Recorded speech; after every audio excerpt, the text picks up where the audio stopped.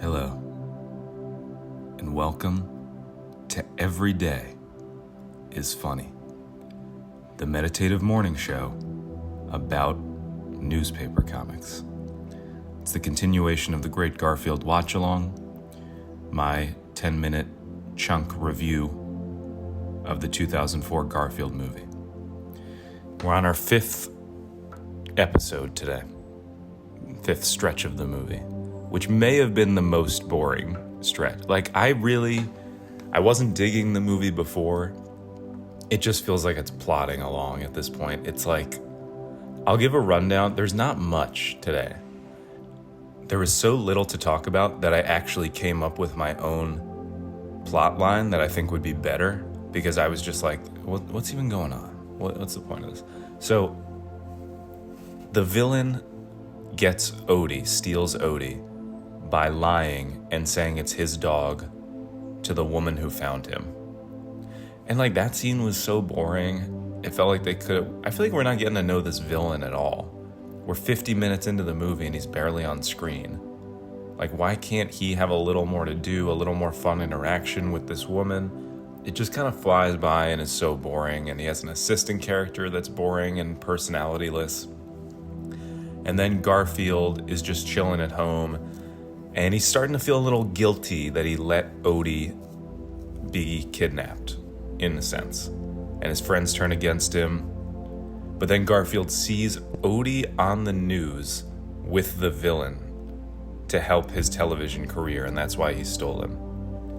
And this part, the timeline here, I'm very confused on, because it seems like in the span of a few hours that it took John and Liz to look for Odie, the newscaster got Odie, went on TV with him to do a dance in costume, trained him to listen to him, and planned a move to New York, because they alluded to we're about to leave to New York. So I don't really understand how the timeline works. Then the villain reveals that he's gonna put what they call an inhumane collar on Odie, which I don't know what that's gonna do. I assume classic electric shock, but perhaps it's something far more grim that even the movie is afraid to write down in the script, because it is for children. Then Garfield decides to go save Odie. This is, okay, I said this is a bad 10-minute chunk. This is the best part of the movie so far. Garfield decides to save Odie, and he starts leaving the house. And then we cuts to him being unable to keep going. He's like, I can't go on. But it's revealed that he's still right in front of the house. And then he goes back inside to eat some goldfish, and he says recharge. That's sure kind of a tired joke, but totally embodies Garfield. That's the point. So I wish there was more of stuff like that. And then he leaves, gets surrounded by some rats in an alleyway, but then gets defended by his friend Lewis, so he's fine. And then that's kind of it. We're in the second half of the movie. And yeah, Garfield's taking steps, he's left the house and he's getting going and we're getting action going, but it doesn't feel like upping the ante in any way. It's just a bunch of banal scenes strung together that are all pretty boring. So that's why I'm pitching this new plot line. What if there's a new lasagna factory that opens in town, and it's gonna bring a lot of new jobs to the town. Say the town's struggling. I don't know. Maybe the town as a whole made some bad investments. But this new lasagna factory opens up. John enters Garfield to be the spokescat or the pet mascot, because he eats so much, and the company loves him. And so not only is Garfield getting to eat a shit ton of lasagna, but he's becoming famous for just eating on camera. He gets to remain lazy. He doesn't have to do anything. The commercials are just him eating lasagna.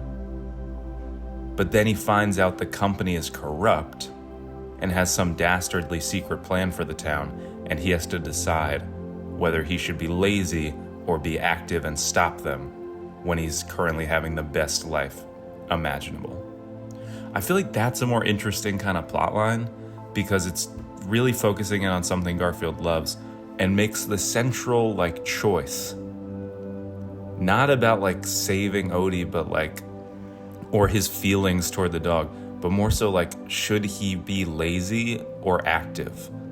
Like kind of overcoming the Garfield lazy trait, but having it take time and like fighting against the temptation to just remain lazy when he's got this great life. I feel like that's kind of a better way. Not like this Odie route where, listen, the dog that plays Odie, I will say, crazy talented. Great pick for the dog. But it just becomes confusing when Odie's like the one dog who can't talk. I don't know what any of this like means. So yeah, I don't know. I think that's a better pitch. I don't know what happens in the new Chris Pratt Garfield movie. I'm going to assume a new lasagna factory does not come to town. If it does, I will rescind my offer and say that I plagiarized. All right, let's get to the comics. Okay, it's Thursday, which I think means that a new Gearhead Gertie has been released. A strip that I absolutely love. An old woman loves NASCAR, and that's the only joke. Let's see if it's out today. Come on, Gertie. Yes. Okay, we have Gearhead. Well, all right, maybe, let me save this thought for after. But we see Gertie with a telescope on a roof. Two boys watch down below. One of them says, "She's not even pointing your telescope at the sky." The other boy says, "She thinks she can see the racetrack from here." Yep, I mean, you knew that's where that one was going. I'm kind of surprised. Am I allowed to say this? I'm kind of surprised this was released currently, because I would imagine that Gearhead Gertie has the audience that is very conservative leaning. I'm just thinking about like NASCAR lovers. I assume it's a pretty conservative leaning comic strip in comparison to some of the others that we read. And to see Gertie on a sloped roof with a massive telescope that looks a little gun-like is giving allusions to events within the last week and a half. And there's something just surprising that they would decide to air this strip. Also, I don't know how, listen, I'm not trying to compare sloped roofs.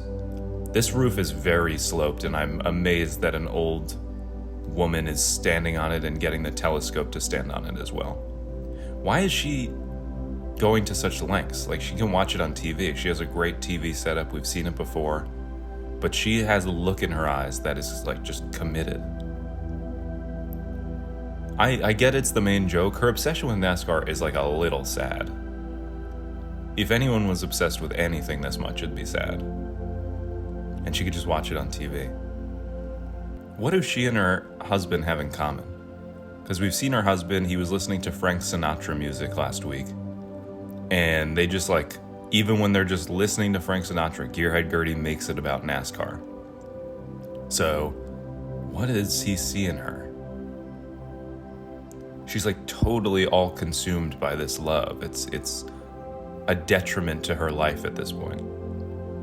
That's not even really an argument. It's just really affecting her life. She's an elderly woman climbing on a very inclined roof to use a telescope to look at the racetrack. And if she lives that close to the racetrack, why is she not there? Why isn't she Have I seen her? I'm sure she's been there. Why have I not seen her like go to a race? She's always watching it on TV. And if she lives close enough to be viewing it with a telescope, Gertie, get in the GD car and get to the arena, get to the track. I would think she'd become like one of those in-stadium celebrities. You know, like when an old person shows up to a sporting event over and over and makes their love known, they become like a symbol and everyone loves them. She'd probably get free stuff. Kurt?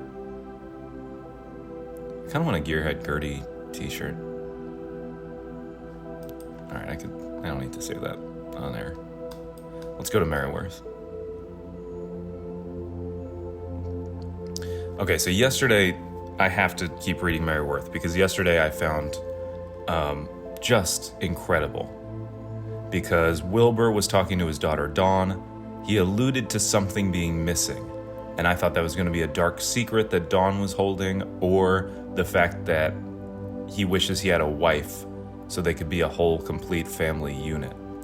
But yesterday's comic showed us that no, it's neither of those things. He just still misses his dead goldfish that he buried at sea. And I just couldn't believe that's truly why he was upset. He has his daughter coming to visit, they go have a fun night doing karaoke, and he's still sad about his goldfish.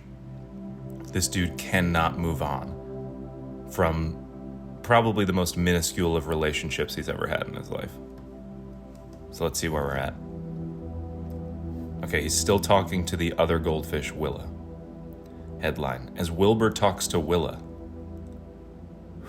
he says, "I miss your brother, and I wonder, did I do a good job taking care of him? Is he okay in fish heaven?" I think I gotta stop for a second.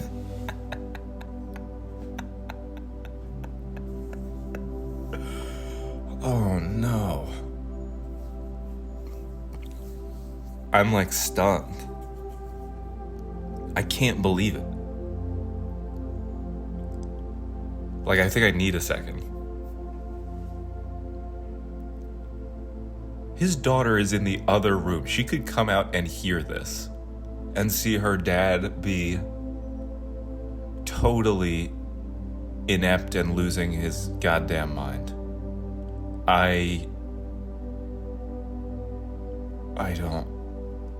What do you even say to this? This is beyond parody. Is he okay in fish heaven? He's being so sincere. Dude, just go read a book. Your daughter's here. You're having a great time. Go do a different activity. The fish can't understand you. You did a fine job taking care of him. I don't recall that. I wasn't reading early enough to know how the fish died. I don't think he, did anything improper, if that's, the guilt that's weighing on him. Oh my god. The fish, it looks at him properly in the second panel dude, I'm a fish. Are you alright? I do not keep track of fish heaven. I do not get told if my brother is up there. And to be honest, I should be grieving this loss more than you, dude, because I'm sitting in a tank alone and you're out in the human world with human interactions, and I was the one who, it was their sibling, and I actually just had to spend all waking life with him. So why don't you stop thinking about it and just move on with your goddamn life? And I'm a fish, and I'm saying that. I'm truly stunned. I can't. I miss your brother. Oh my god. There's a treasure chest in the fish tank in panel 1 that's locked. I would not be surprised if he secretly kept the corpse of Stellan and it's in that treasure chest. That'd be an alarming reveal.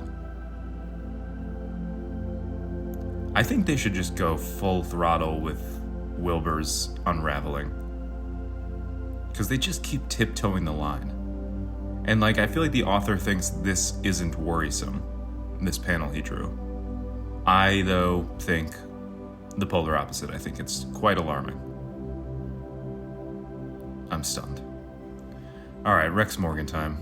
Corey and Aunt Judy are going to pick up Parker, but Rex Morgan said they had to wait while he still did some observations on him. So I think they're just waiting around at this point. Okay, we still see the three of them talking in the hallway.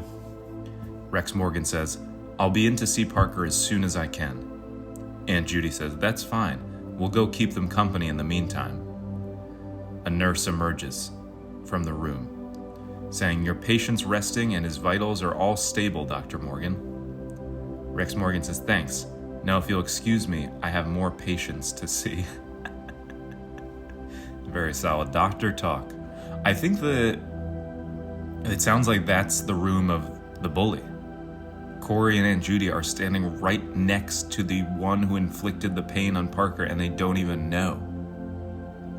Which is probably good, because she would probably go full Aunt Judy on him if she knew. I wonder if Rex knows and just isn't telling them.